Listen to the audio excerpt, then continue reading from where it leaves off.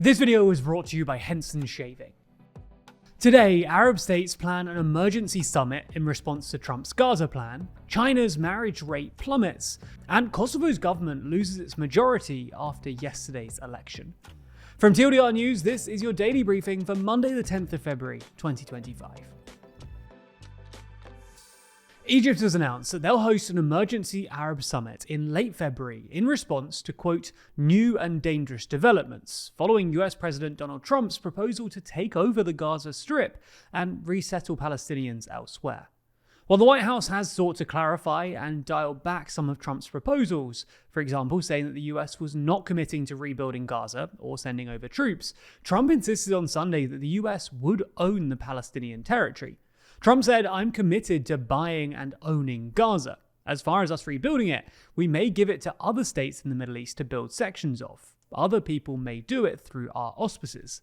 But we're committed to owning it, taking it, and making sure that Hamas doesn't move back." Trump hasn't made clear who he thought he could buy Gaza from, though he's previously said Israel would turn it over to the US after the war, even though the Gaza Strip is part of the Palestinian territories. And for those advocating for a two-state solution, which is most of the world, Gaza is an integral part of what is, or would be, recognized as a Palestinian state. Trump's proposal, though, is premised on the depopulation of Gaza, prompting the UN Secretary General's office to warn that any forced displacement of people is tantamount to ethnic cleansing. Trump's suggestion, which has been repeated multiple times, has drawn sharp criticism, though, particularly in the Arab world, including key US allies like Saudi Arabia, Egypt, and Jordan. Trump is reportedly due to meet with some Arab state leaders soon, including Jordan's King Abdullah in the coming days, and the US president has suggested that Arab nations would agree to take in Palestinians after meeting with him. However, the likes of Egypt, Jordan, and Saudi Arabia have flatly rejected it so far. In fact, after Israeli Prime Minister Benjamin Netanyahu said that a Palestinian state could be established in Saudi Arabia, the Saudi government put out a forceful statement reiterating its firm and unwavering support for the establishment of a Palestinian state based on the 1967 borders, i.e. Gaza and the West Bank, with East Jerusalem as its capital. In his first term, Trump's Abraham Accords saw several Arab states, including the UAE and Bahrain, break a long-standing taboo by normalizing relations with Israel. And the US has been pushing for Saudi Arabia to follow suit, as Saudi-Israel normalization is seen as the grand prize due to Saudi Arabia's economic and cultural influence. However, Trump's Gaza proposal has clearly made this a much trickier sell for Saudi Arabia, with the kingdom reaffirming that it would not establish ties with Israel without the creation of a Palestinian state.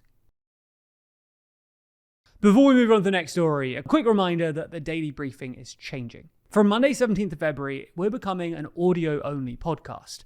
So while you can still listen on YouTube, you can also follow the daily briefing in your podcast app of choice right now.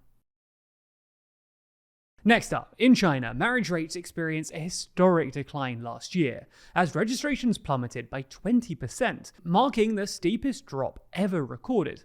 In a country of more than 1.4 billion people, the trend highlights an increasing reluctance of young couples to marry and start families, despite government efforts to encourage higher birth rates. Official statistics reveal that just over 6.1 million couples tied the knot in 2024, a significant decline from 7.68 million the year before. And these numbers are less than half of the 13.47 million marriages registered in 2013. Economic hardship, including soaring childcare and education costs, have deterred prospective couples, while stagnant job growth leaves many graduates feeling insecure about their futures. To counter this demographic crisis, the government implemented initiatives last year, urging universities to provide love education and promote positive attitudes towards marriage and family. Last year did see a slight rise in births, though, following a pandemic-era lull. However, according to Reuters, this could be because 2024 was the Chinese zodiac year of the dragon, with children born that year considered likely to be ambitious and have great fortune. Despite this slight uptick in births, though, the overall population continues to decline, with the population falling for the third consecutive year last year. Next, let's move over to Kosovo, where the incumbent Prime Minister, Albin Kurti, and the left-wing Populist Self-Determination Party, or LVV, won the parliamentary elections held on Sunday, albeit losing their majority. With 88% of votes counted, LVV won 41.3% of the vote, with the right-wing Democratic Party of Kosovo finishing second with 21.8%, followed by the centre-right Democratic League on 18.1% and the AAK-NISMA, the leftist nationalist coalition, on 7.6%.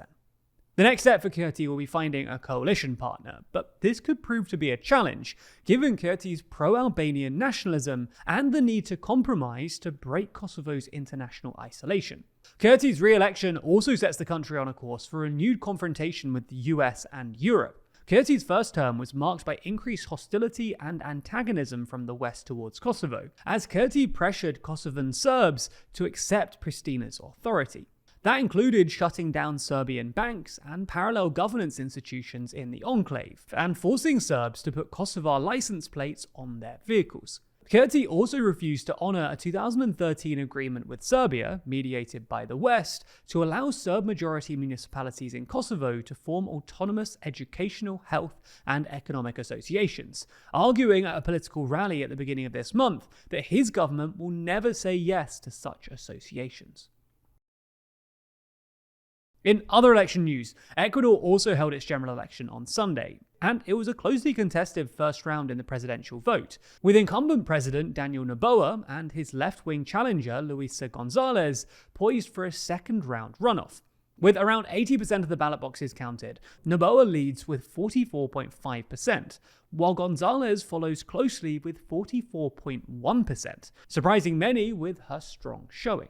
González, a political protege of the former president Rafael Correa, celebrated what she called a statistical tie after rallying her supporters in Quito.